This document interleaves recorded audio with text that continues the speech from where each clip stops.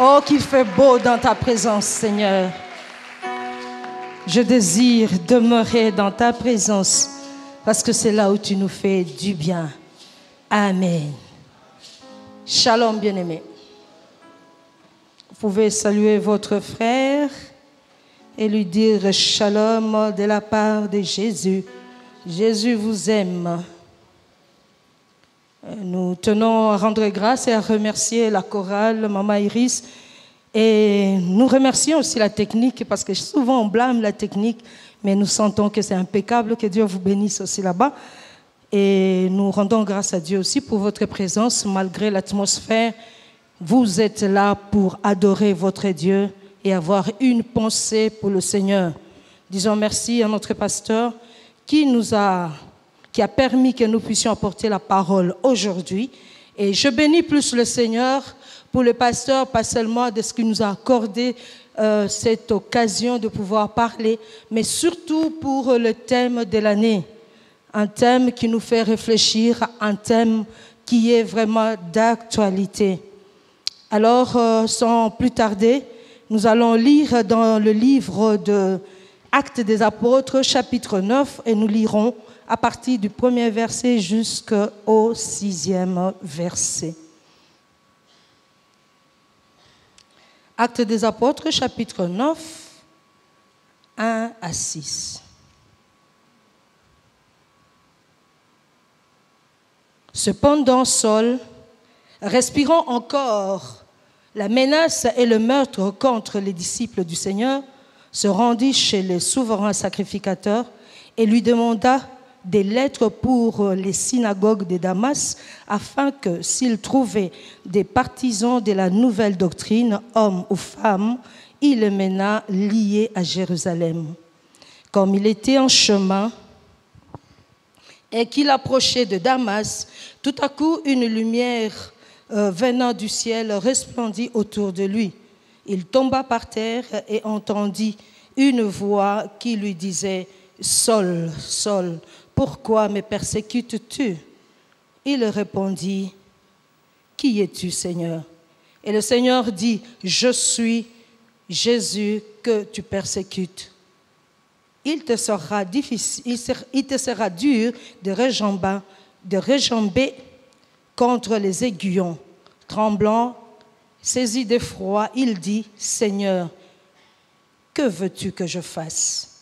Et le Seigneur lui dit « Lève-toi, entre dans la ville et on te dira ce que tu dois faire. » Nous allons lire aussi 1 Pierre chapitre 4 et le verset 7 et le verset 10.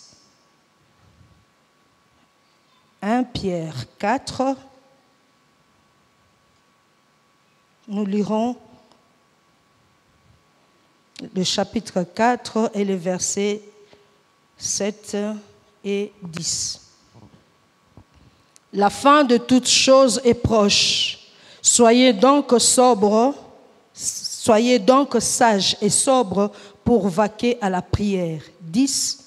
Comme de bons dispensateurs des diverses grâces de Dieu, que chacun de vous mette au service des autres le don qu'il a reçu. Amen. Père, nous te disons encore une fois merci. Merci de ce que tu as permis que nous puissions ouvrir le Saint-Livre et que nous puissions partager ta pensée. Nous avons besoin de toi, cher Saint-Esprit, oint ces lèvres impures qui se disposent pour parler de ta part. Seigneur, je sais que je ne suis rien, c'est toi qui es tout. Alors parle-nous, Seigneur. Nous voulons écouter comme écoutent les disciples afin de mettre cela en pratique.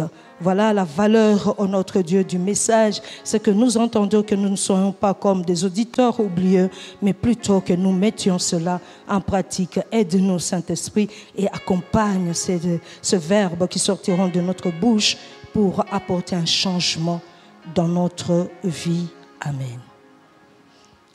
Alors, il y a 2 semaines, le pasteur est intervenu, je crois le 3 et le 24, parlant de ce thème, les dispensateurs des diverses grâces de Dieu, des bons dispensateurs des diverses grâces de Dieu. Et il dit en abrégeant DG. Et nous sommes tous des DG.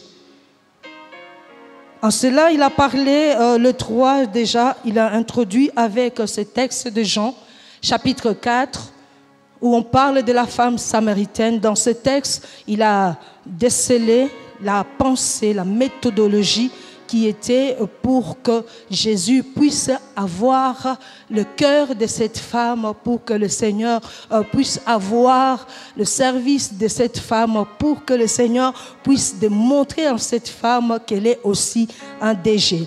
Et premièrement, il a parlé de dons. Jésus a voulu montrer que lui-même, il est le don par excellence. Il dit à la femme, « Femme, donne-moi à boire. » Et la femme a dit, « Oh, toi, tu es juif, tu me demandes à moi qui suis samaritaine de l'eau à boire? Entre nous, il n'y a pas de relation. » Mais Jésus lui répondit, « Oh, femme, si tu connaissais le don de Dieu et si tu savais qui te dit, donne-moi à boire, c'est toi plutôt qui l'aurais demandé à boire et il t'aurait donné de l'eau de vie. » C'est le Seigneur qui est le don parfait. Et Jean 3, 16 nous dit que Dieu a tellement aimé le monde qu'il a donné. Jésus est le don parfait. Il a voulu qu'en s'entretenant avec la femme, que la femme puisse connaître avec qui il parle. Ce n'est pas n'importe qui, mais c'est le don de Dieu qui est venu ici-bas sur la terre.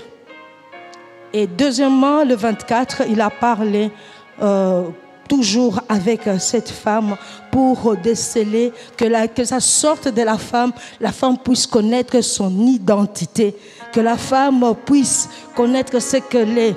Et il a mené à la femme à dire, va, comme tu désires de cette eau, va, appelle ton mari et viens. Et cette femme a dévoilé, a dit ce qu'elle est, il dit, je n'ai point de mari. Et ce thème, c'était, en cela tu as dit vrai. Le Seigneur a amené la femme à comprendre ce qu'elle est, véritablement ce qu'elle est. Le Seigneur ne l'a pas jugée. Du coup, tu vois, toi, tu as eu 5 maris. Non, c'est sorti de la femme. Et Jésus a complété, a confirmé. Il dit, en cela tu as dit vrai parce que tu as eu 5 maris. Et celui que tu as maintenant n'est pas ton mari. Et cette femme a été touchée. Sûrement, il nous donnera encore la suite de ces messages, de ce que le Seigneur a mis dans son cœur.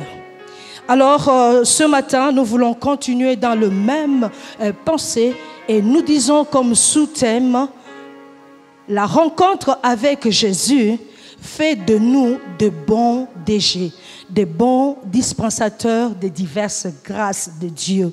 La rencontre avec le Seigneur. Déjà, avec ce rappel, nous voyons que c'est parce que cette femme a rencontré le Seigneur qu'elle est arrivée à être une bonne dispensatrice des grâces de Dieu. Alors aujourd'hui, nous allons nous attarder sur cela, parler de la rencontre du Seigneur. Quand nous rencontrons le Seigneur, nous devenons alors des bons dispensateurs de diverses grâces de Dieu. Bien-aimés, quand nous insistons des bons dispensateurs, parce qu'il y a aussi des mauvais. Ça, c'est Pierre qui l'a dit dans 1 Pierre 4, 10. Que nous puissions mettre au service des autres les dons que nous avons reçus. Comme des bons dispensateurs. Pourquoi il a mis ce mot bon? C'est parce qu'il y a aussi des mauvais dispensateurs. Et malheureusement, on peut même dire des mauvais dispensateurs des grâces de Dieu. Oui, parce que chaque homme venant dans ce monde, il a déjà un bagage en lui.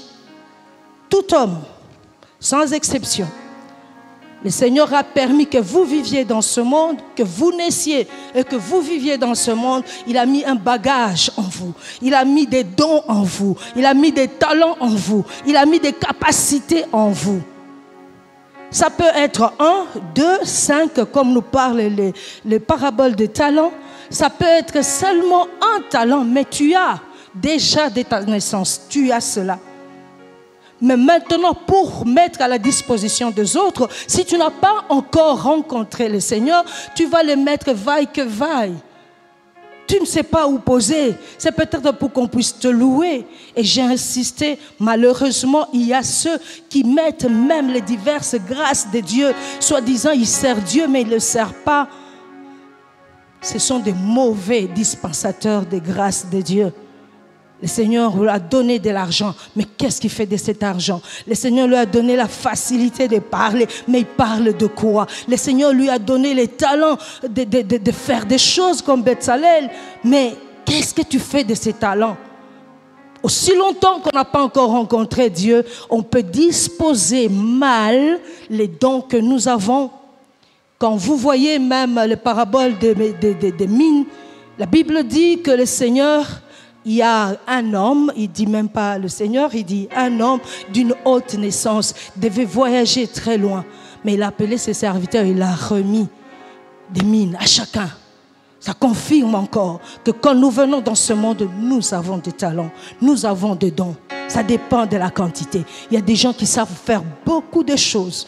Il y a des gens qui savent faire seulement une chose. Cela importe peu. Mais nous devons savoir, aussi longtemps nous sommes vivants sur cette terre, nous avons quelque chose. Alléluia. N'est-ce pas que le Seigneur a dit même à Jérémie, Jérémie chapitre, je crois, 1er, et le verset 4 et 5, le Seigneur dit, avant que tu ne sois conçu, moi le Seigneur, je te connaissais. Et avant que tu ne sortes du sein de ta mère, je t'avais déjà établi. Imaginez-vous. Donc quand le Seigneur est en train de concevoir quelqu'un, en train de former quelqu'un dans le sein de sa mère, il lui met aussi les capacités. Il lui donne aussi les choses pour lesquelles il va faire. Alléluia. Si je veux encore bien me faire comprendre, quand le Seigneur crée un homme, il le forme déjà avec tout. Dans le sein de sa mère. Aujourd'hui, avec la science, nous pouvons voir déjà l'échographie. Oh, c'est un garçon. Mais nous savons ce que devient un garçon plus tard. Ça devient un papa. Alléluia. Tout est déjà dedans. Et c'est comme ça aussi même avec les dons. Le Seigneur a déjà tout mis. Mais seulement, pour pouvoir dispenser ça bien, il faut rencontrer le Seigneur. Et c'est pourquoi nous disons ce matin, la rencontre avec le Seigneur fait de nous des bons déchets. Ça va maintenant? Quand nous rencontrons le Seigneur, c'est le Seigneur maintenant qui canalise nos dons. Nous avons lu l'histoire de Paul ici, qui était Saul autrefois. Il était aussi comme Jérémie, le Seigneur l'a créé avec tout le don. Saul a étudié, Saul était zélé dans les choses de Dieu, oui, du judaïsme. Mais il s'est fait que pendant ce temps-là, où Paul était devenu maintenant jeune homme, Saul devait maintenant travailler, il était tellement zélé, mais c'est en cette période-là où il y avait maintenant, Jésus était déjà venu, et il y avait ce qu'on appelle nouvelle doctrine, qui est la vraie doctrine. Le salut était déjà entré dans le monde. Alors Saul, la Bible dit déjà au début de ce chapitre, il dit aspirant le menace. Donc il travaillait avec force. Il dit c'est une secte qui est née. Moi je vais prendre lier, amener ces gens pour que les enferment à Jérusalem. Et Saul à l'époque est allé demander même des lettres, l'autorisation d'aller exécuter ce qu'il faisait. C'était dans sa tête. il avait le zèle, il avait déjà l'appel de Dieu. Mais aussi longtemps qu'il n'avait pas encore rencontré le Seigneur, il canalisait mal sa force, il canalisait mal son zèle. Il allait avec des gens. Dans sa tête, c'est pour prendre les gens qui parlaient de Jésus, les gens qui témoignaient Jésus, les enfermer. Mais il a eu une grâce. Saul a eu une grâce. La Bible dit en plein chemin. Alors qu'il était zélé, qu'il partait avec fougue, qu'il partait avec zèle, qu'il partait avec détermination. Il arrive en cours de chemin. Le Seigneur dit, il est grand temps de changer ta façon de dispenser tes grâces. Le Seigneur rencontre Saul. Et du coup, Saul est parti.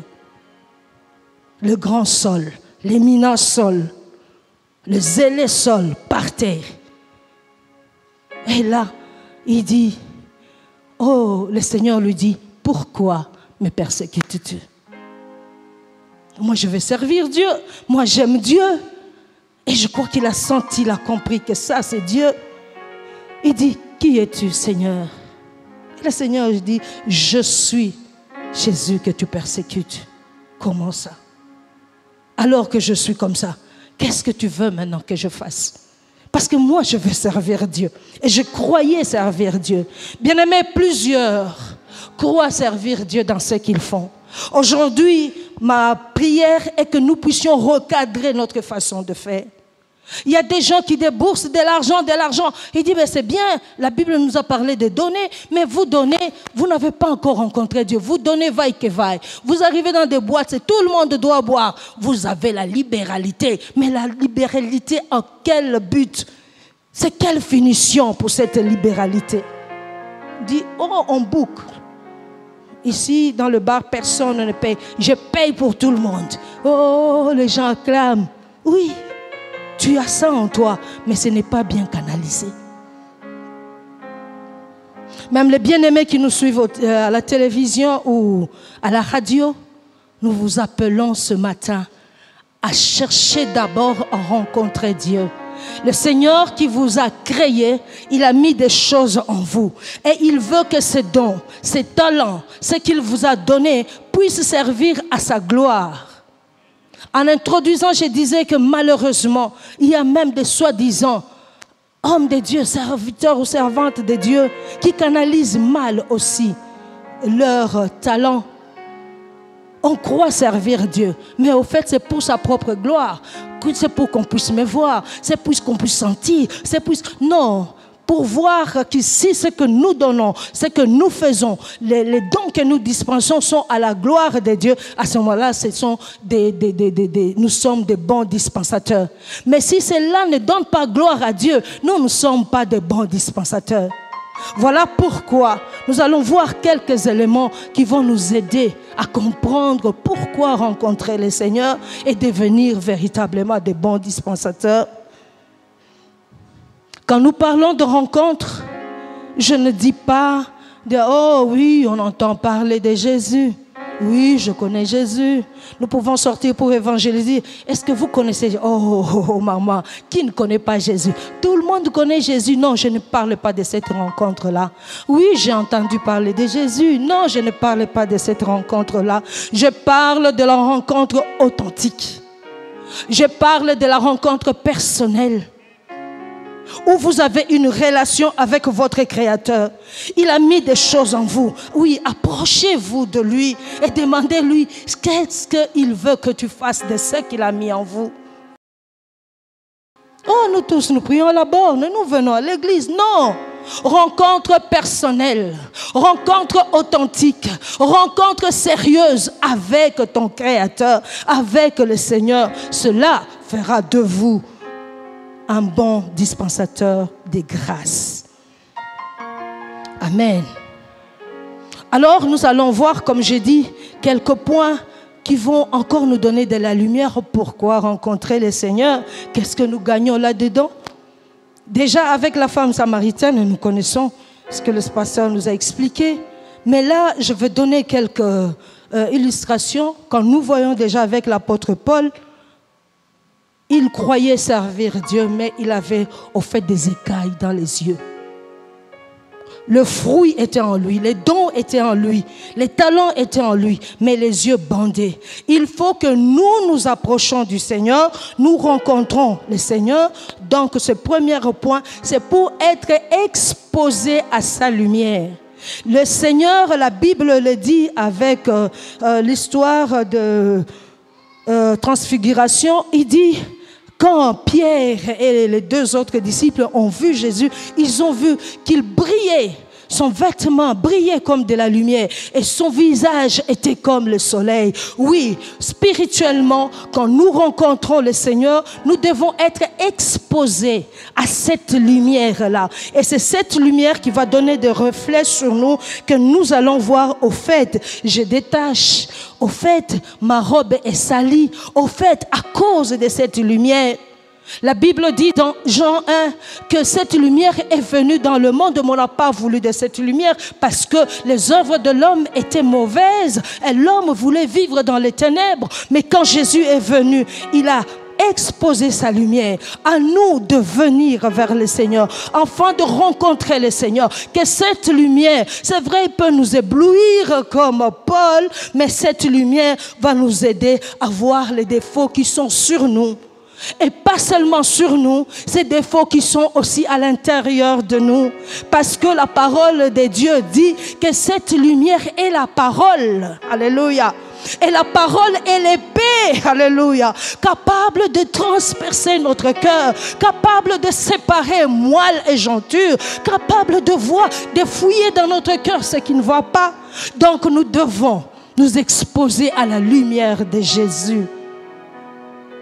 Nous devons rencontrer le Seigneur, être illuminés par sa lumière, éclairés par cette lumière. Nous verrons nos défauts. Cette femme a pu voir ses défauts. C'est parce qu'elle était à l'approche avec le Seigneur. Paul a pu dire, et même mettre par terre, il dit, qui es-tu, Seigneur? Et il y avait les écailles dans ses yeux.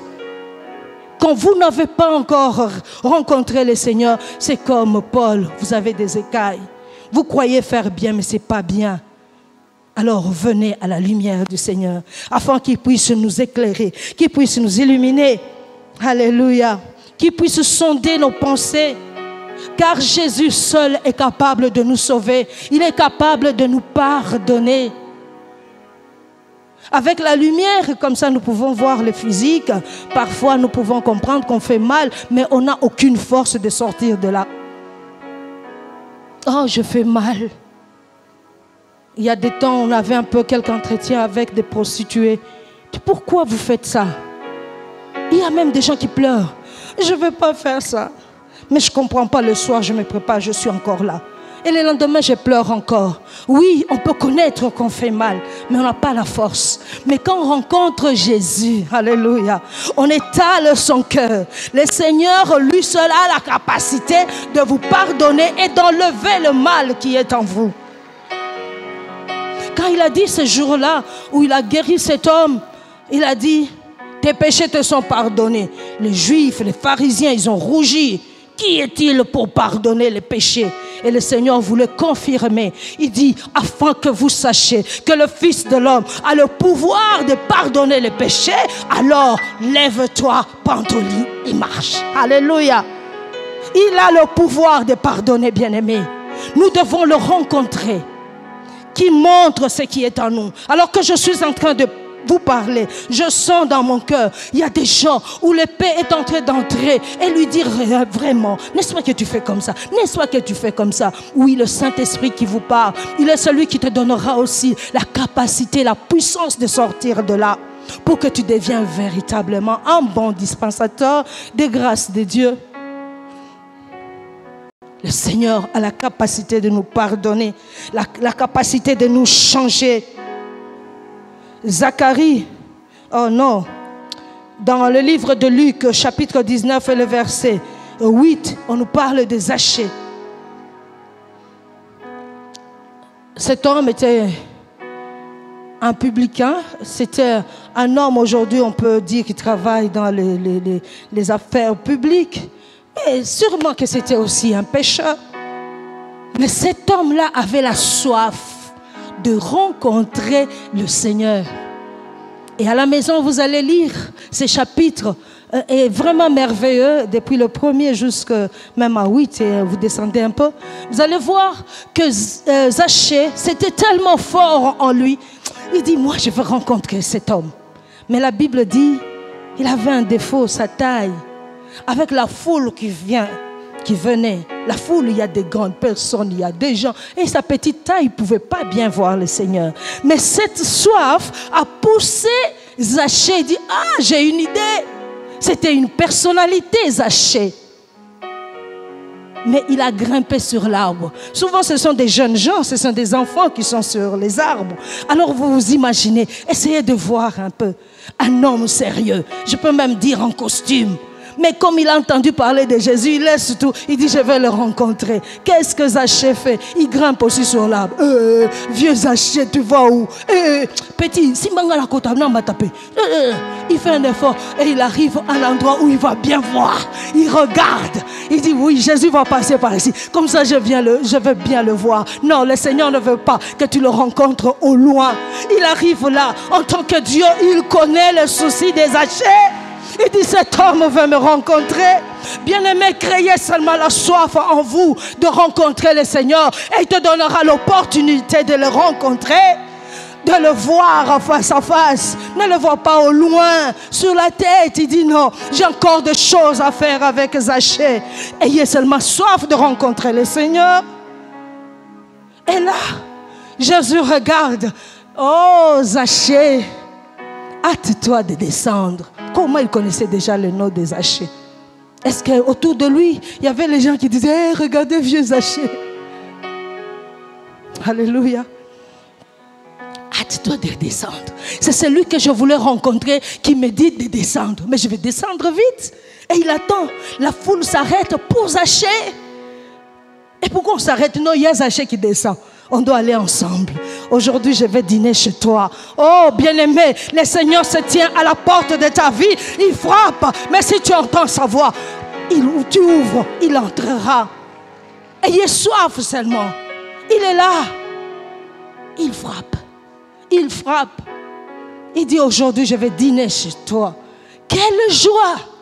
J'essaie de m'imaginer Zachée dans sa maison. À l'époque, les hommes mettaient des robes, les gens riches. Et il était là. Seigneur, vous voulez quoi? Asseyez-vous. Troublé. Jusqu'à dire, cette rencontre a poussé à Zachée à dire, Seigneur, tellement tu es chez moi, je vais donner les biens, je vais donner une partie aux pauvres. Et même si je fais du mal à quelqu'un, je vais remettre au cantrip 4 fois. Le Seigneur a souri parce que c'est ce qu'il veut. Il dit, aujourd'hui, le salut est entré dans cette maison. Alléluia. Zachée devient un bon dispensateur de grâce. Qui dit que Zachée ne donnait pas aux pauvres? Peut-être il donnait. Parce que du coup, il a commencé, je vais donner aux pauvres. Peut-être c'était son habitude. Mais quand il faisait, ça ne comptait pas. Parce qu'il n'avait pas encore rencontré le Seigneur. Mais quand il rencontre le Seigneur, ses dons ont maintenant un but. Il le fait à cause de l'amour qu'il a du Seigneur. Et cet amour le pousse à donner. Alléluia. Alléluia. Quand on rencontre le Seigneur, il y a des choses qui changent dans notre vie. Deuxième point. Pourquoi rencontrer le Seigneur? Pour que nos dons soient efficaces, pour que nous soyons des bons dispensateurs de grâce. Nous rencontrons le Seigneur parce que c'est lui qui nous donne le mandat.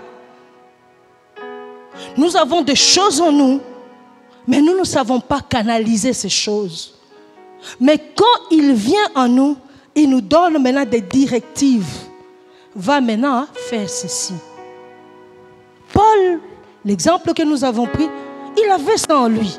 Mais aussi longtemps qu'il n'avait pas encore rencontré le Seigneur, Paul allait de tous côtés, dans le monde entier, et persécutait. Faisait même ce qui est mal, croyant que c'était bien. Mais quand on rencontre le Seigneur, il nous donne maintenant le mandat d'aller. Il nous donne la définition de notre mission. Ce que vous avez, ce que vous sentez dans votre cœur, ce que vous voulez faire parce que vous avez ces différentes grâces en vous, vous avez ces talents en vous. Maintenant, quand vous rencontrez le Seigneur, il vous donne la définition de votre mission.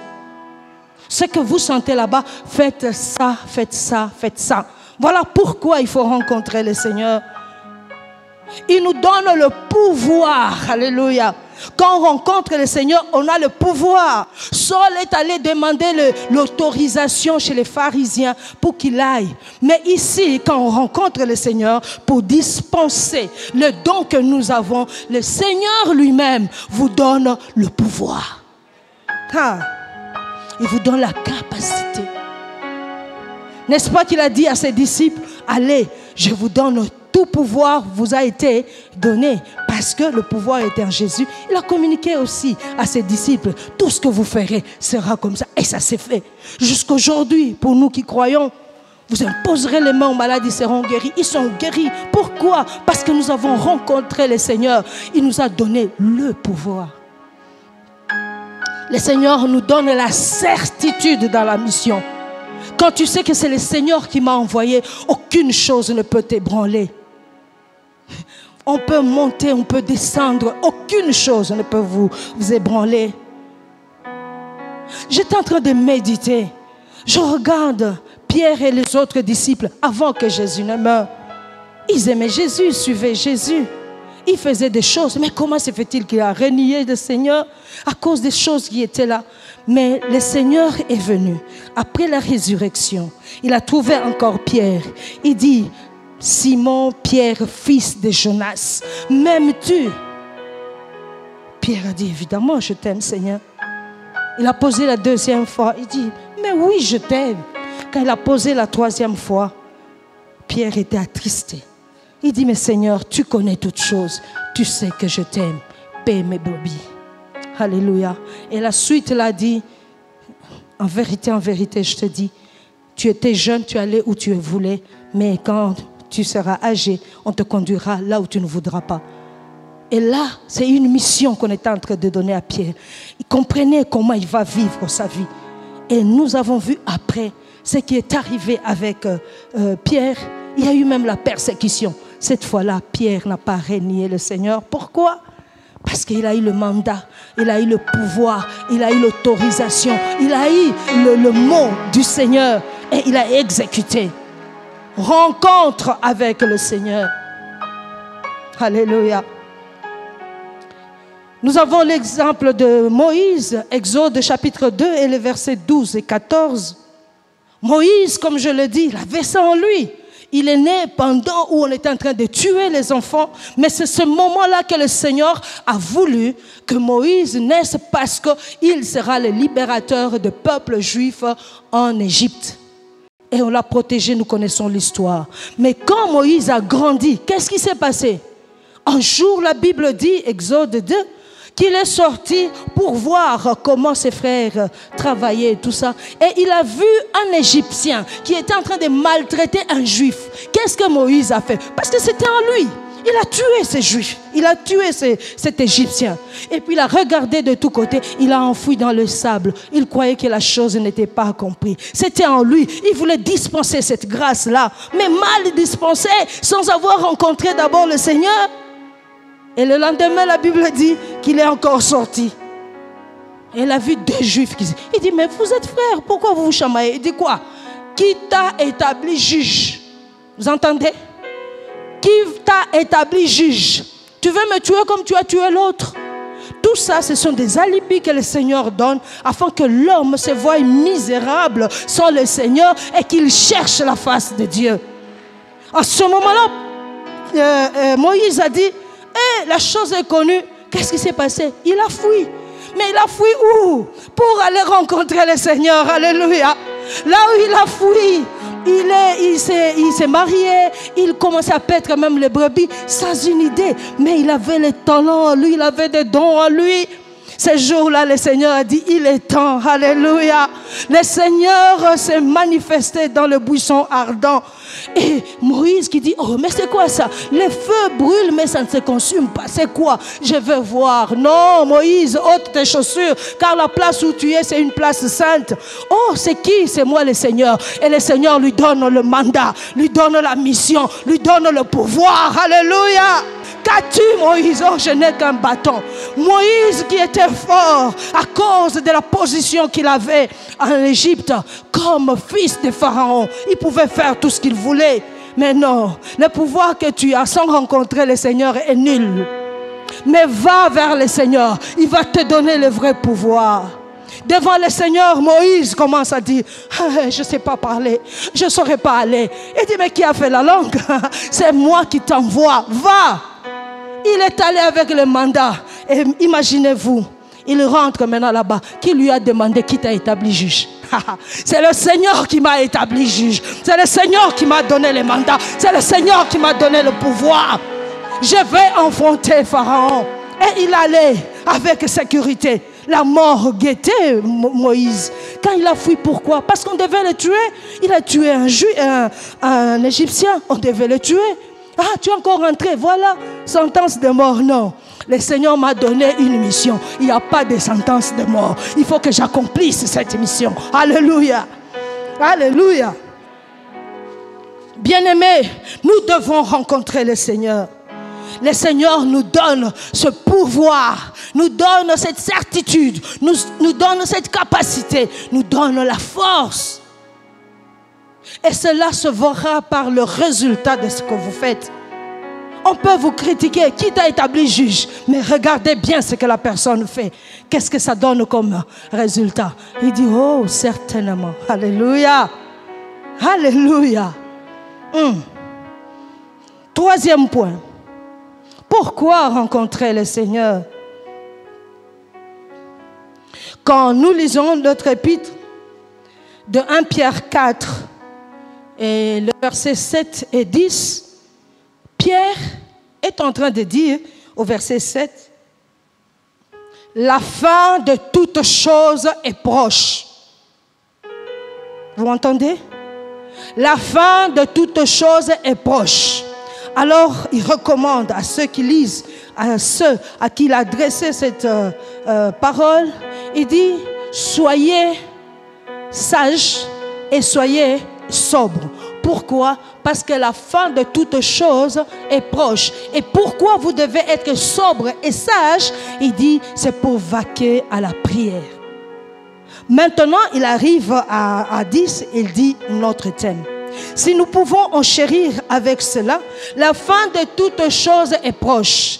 La lettre de 1 Pierre a été écrite à peu près aux années 45-66 de notre ère, de notre époque, après Jésus-Christ.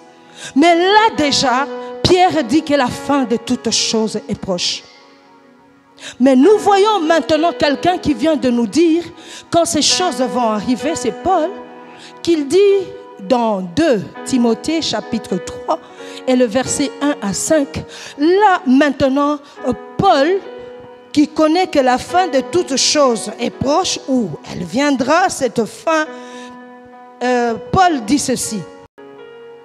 2 Timothée chapitre 3 et le verset, nous lisons à partir du verset 1er jusqu'à 6. Qu'est-ce que Paul dit? Il dit, sache que dans les derniers jours, il y aura des temps difficiles.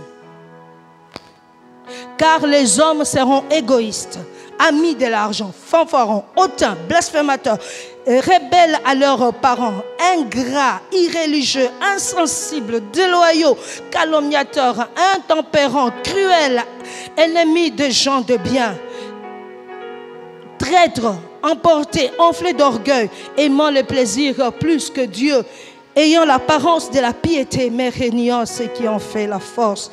Et il continue, éloigne-toi de ces hommes-là. Là, Paul est en train de dire maintenant ce qui viendra. Il dit à la fin des temps, il y aura ces choses.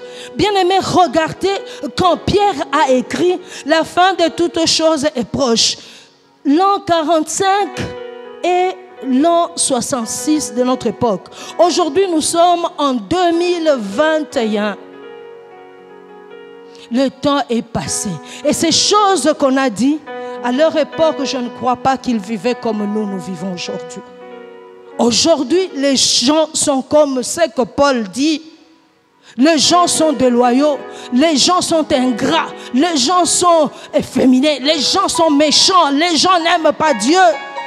Ils font semblant d'aimer Dieu, mais ils renient ce qui fait la force.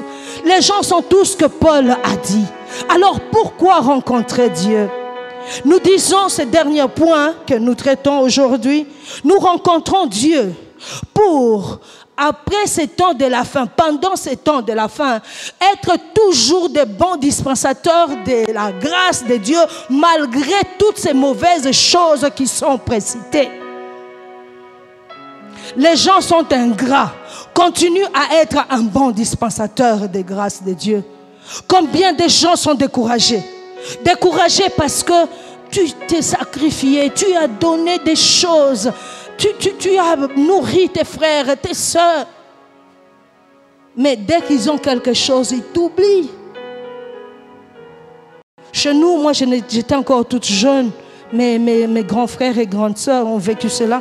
C'était comme chez un chef coutumier. Une grande maison, les gens du village venaient, les gens de partout venaient. Elle a fait étudier les gens. Mais quand les choses ont tourné et ils étaient bien, qui pouvait penser encore à mon père?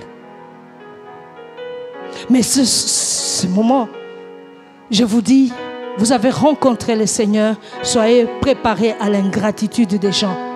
Soyez toujours des bons dispensateurs de grâce. Parce que cela décourage plusieurs. Et dit, à quoi sert de faire? J'ai fait cela, est-ce qu'il a fait? Non. Tu as ça, fais-le. Parce que les temps sont mauvais, nous le savons. Les gens seront comme ça, nous le savons. Mais toi qui as rencontré le Seigneur, persévère dans ce que le Seigneur t'a donné. Le temps a changé. Le temps est devenu bizarre. Mais toi, accroche-toi à ce que le Seigneur t'a donné. Il y aura des persécutions. Ce n'est pas à cause des injures que Jésus a dit, ah non, non, non, non. Moi qui suis l'exemple par excellence de dispensation de grâce, comme vous m'avez insulté, moi je suis venu pour vous sauver. Vous avez craché même sur moi, ah c'est fini. En tout cas, moi je rentre. Non, Jésus a dit jusqu'à la croix, il dit, Père, pardonne-les. Alléluia, car ils savent ce qu'ils font. Quand on rencontre le Seigneur, on a ce grand cœur. On vous fait mal, vous pleurez, mais continuez encore. Parce que ce ne sont pas ces gens-là qui vont vous rémunérer. C'est le Seigneur qui a mis les dons en vous et qui voit ce que vous faites de ces dons qui vous rémunérera. Alléluia. Voici les 3 points que nous avions à développer ce matin. Laisse que le Seigneur vous bénisse.